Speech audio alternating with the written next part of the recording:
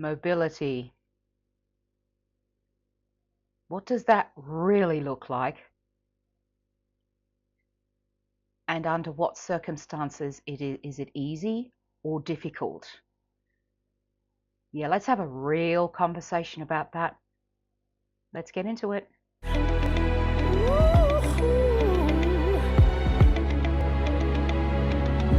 gonna stop now, baby. So yes, we're going to talk about mobility today. But before we get into that, I would like to get into the business end of this. If you like my content, please consider liking, commenting, subscribing, doing all the things. And if you want to be notified of my content, then click on that notification bell. You know what to do. I also have ways that you can support me. I have super thanks. I've got buy me a coffee, and I have a designated PayPal account. No obligation, just letting you know.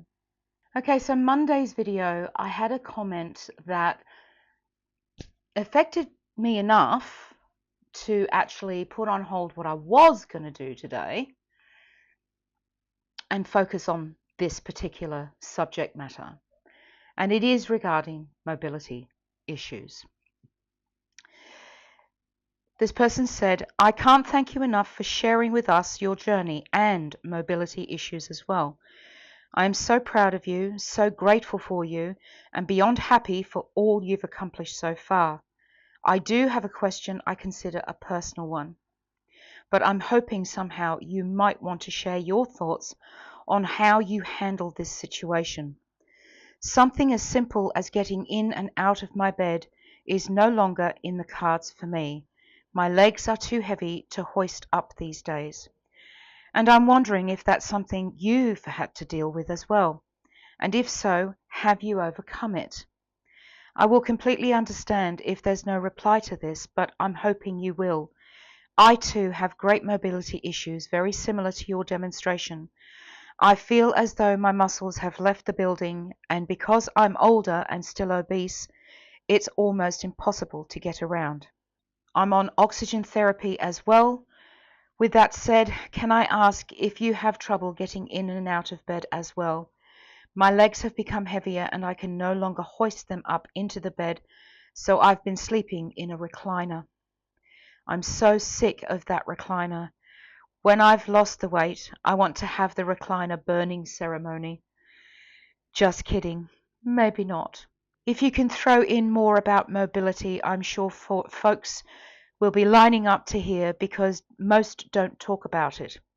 Who knows, maybe it's not an issue for them, but I can't imagine why it's not.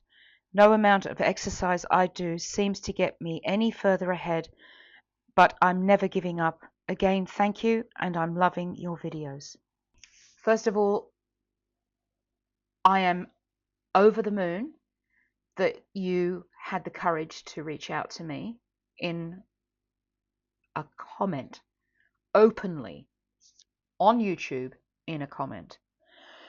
And I know how you feel. This cannot be easy. If you're not carnivore yet, I would strongly suggest that you try it. That's the first thing. The second thing is, I think you need to get a vibration plate, my love. If you've never had heart surgery, look up. You can go to Life Pro if you're in the States, and have a look at Everfit if you're anywhere else. There are some people that cannot use vibration plates, people with pacemakers and things like that. So look up that. If you can sit up in a recliner, you can do what I'm doing and just put your legs slightly up on the vibration plate. Start slow. I started at like 5 minutes. That is what I would suggest. If anybody else has any other suggestions, please, I pray that you will comment below and help this woman out. But I am going to discuss the mental anguish of being in that position, because I know what that's like. The term vile falls short. It really does fall short.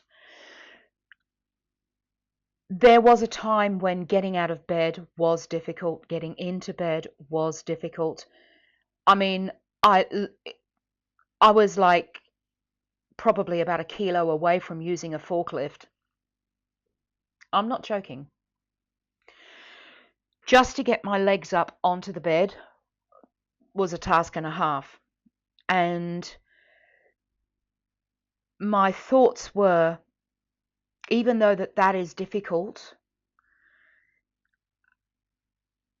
you know, my husband said, look, why don't you just stay in bed for a day and just give your legs a rest? I'm like, no, I can't.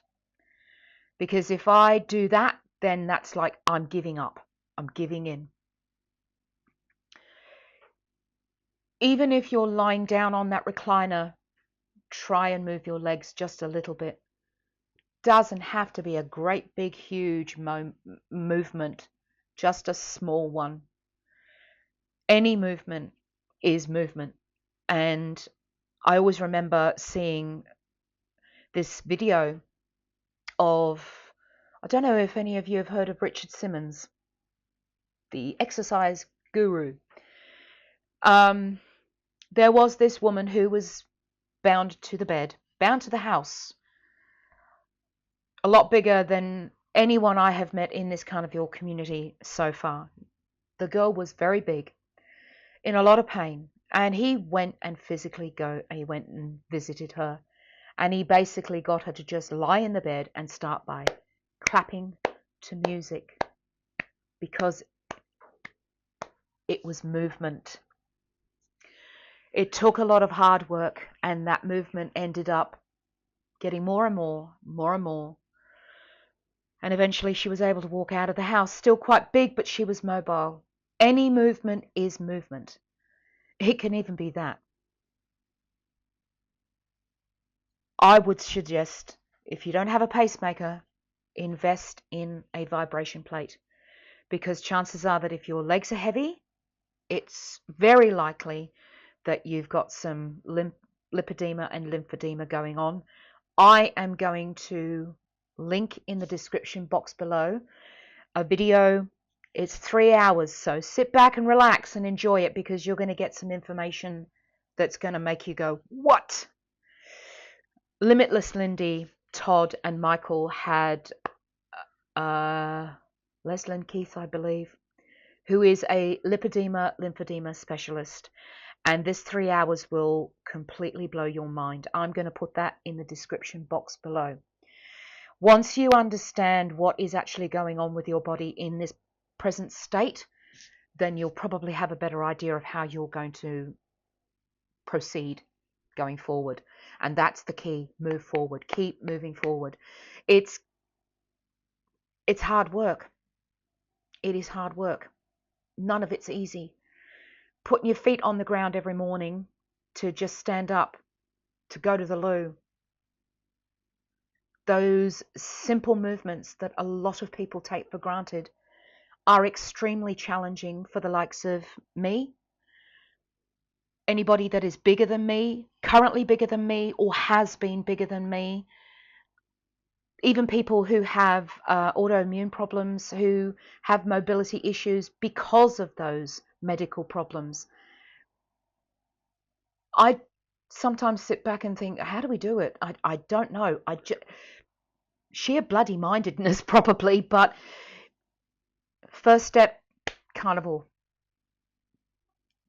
I cannot stress that enough. If you're not on carnivore, then that would be a really good first step. Just get rid of all the rubbish that's in your diet and just go carnivore, okay? And then watch the video that I'm going to link in the description box below. And if you do not have any heart issues or any pacemakers or anything like that, I would strongly recommend that you look at getting a vibration plate. Also, if you have not heard of Bill Knott, I strongly recommend you go and watch his journey. I really do. Because That man has moved mountains in about 7-8 months. He's moved mountains, and he's done it with a vibration plate, an elliptical, not those great big ones that we have to sit on. It's just one that sits on the ground, and he's just created movements for his legs. And what he's done is out of this world, absolutely out of this world. I hope that is of help to you, my darling. And now we're going to get into the other stuff that a lot of people don't talk about. So let's start with the easy stuff. The less visually challenging, the less emotionally challenging of the lot. Cleaning house. Cleaning for me has been a no-go zone for the reasons that I've mentioned. I can't move freely. I have to sit on an office chair on wheels to do it. And sitting down for me with problems with my lady parts, which I am going to get a grip on, if really doesn't. When you're in pain, you don't want to do any of it. But the thing is, something's changed this week. Something has definitely shifted. And I'm going to insert some footage that I took today.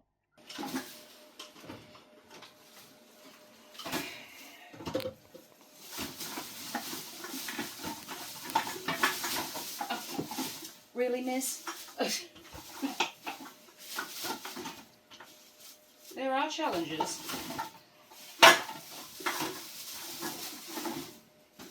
Okay, that should be... There we go.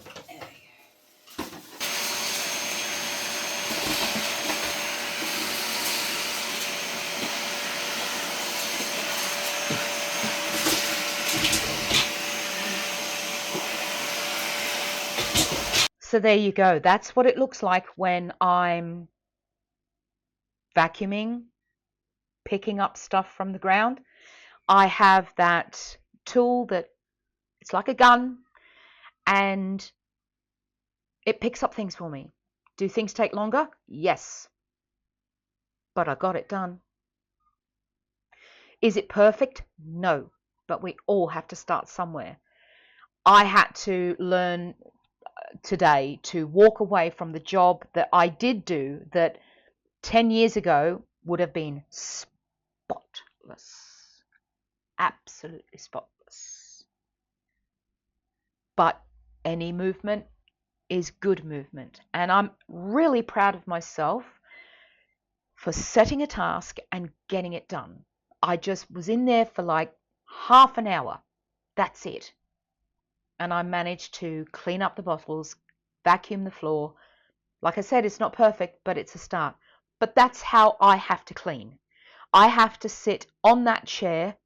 It's an office chair, and I roll around the kitchen when I cook. That's the reality. And that's what I have to do. And many people have to do the same thing.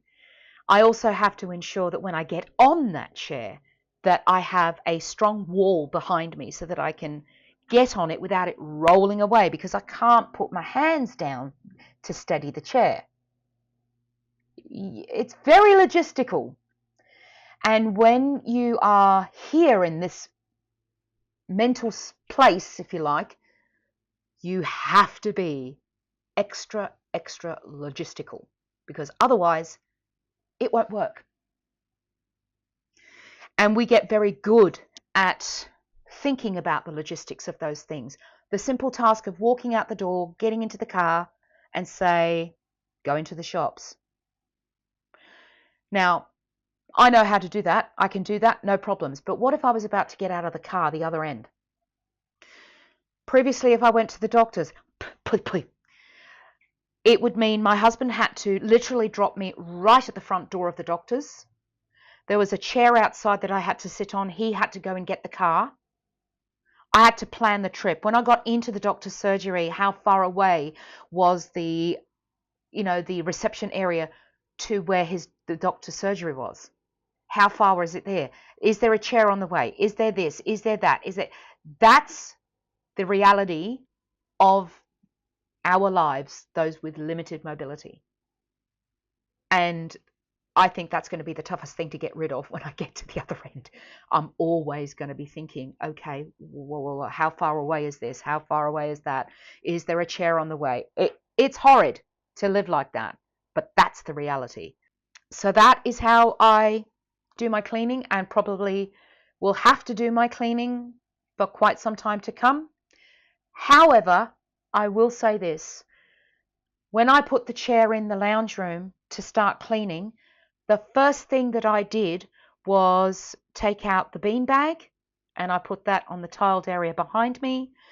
I picked up all the cat toys, and I picked up the little cat igloo that the little cat sleeps in, and I did that standing up. I did not do that sitting down.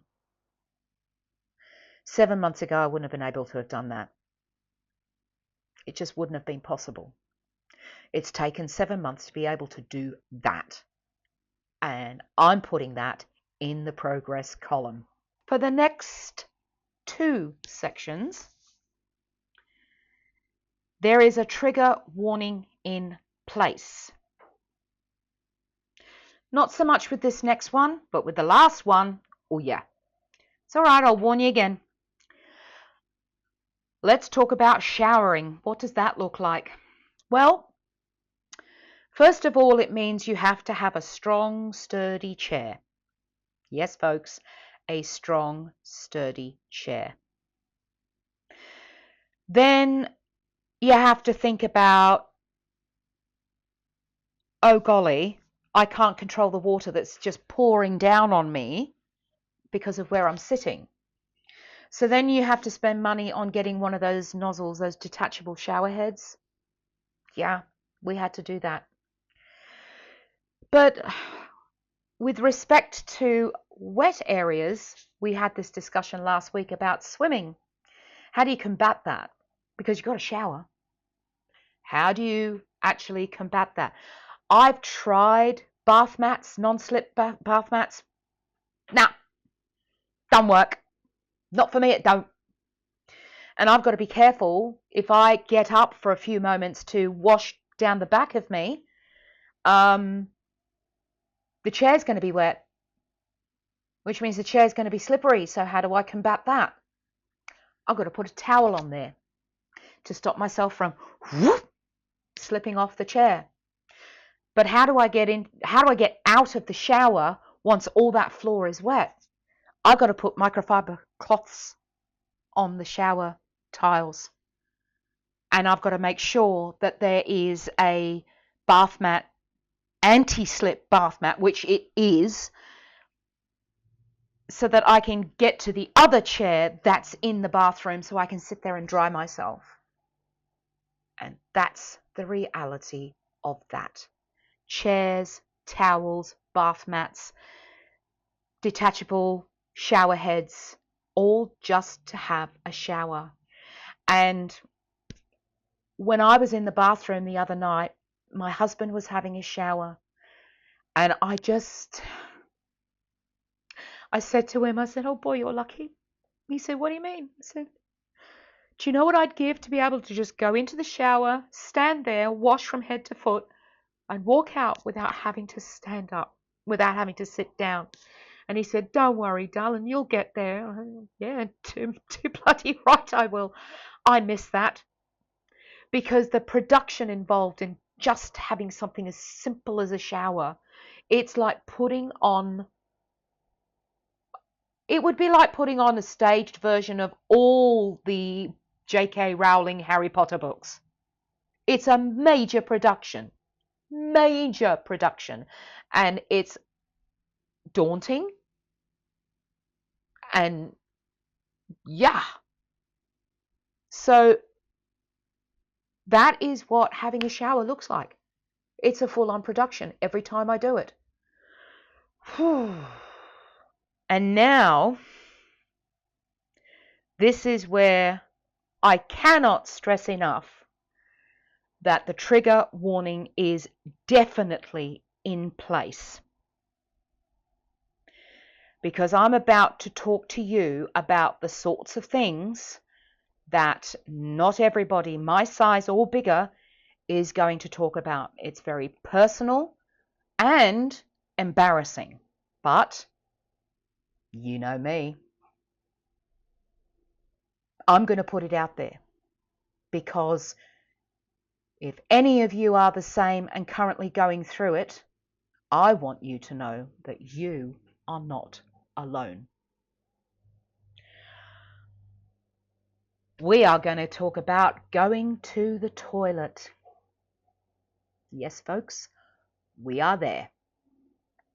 So what does that involve? You've got to wipe things, don't you? How do you do that? If you've got mobility issues such as myself and a lot of other people, like my mother, she didn't, even though I know now she had lymphedema, lipedema. How she moved the way she did, I'll never know. But anyway, she was always able to lift her leg onto the toilet to wipe herself where number 1 and 2s were concerned. However, her daughter cannot do that. No, I can't do that. So once I reached a point many years ago where that was just not going to happen, I had to basically remodel a back scratcher. Yes, a back scratcher, so that I could wrap baby wipes around it, so that I could get it through the very thin part, the very small space between my legs while sitting on the toilet, to be able to reach back there and wipe my bum and wipe my lady parts.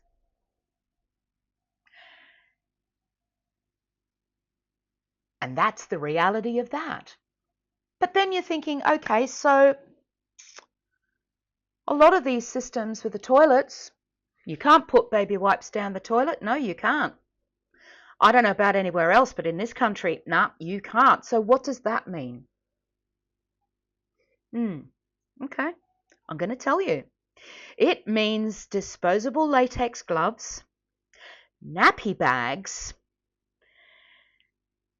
and having to put these things in the nappy bags, tie them up, and dispose of them, just like we did when we had children and disposed of nappies. And that is the reality of going to the toilet. The sorts of things that everybody else would just take for granted, for the likes of me and a lot of other people with very bad mobility issues, have to face every single day. It is not easy. That is about as real as this video is going to get. I needed you guys to know about the sorts of things that not everybody is going to have the courage to talk about, but I will. I'll do it for you. I'll do it for you because that is how I am.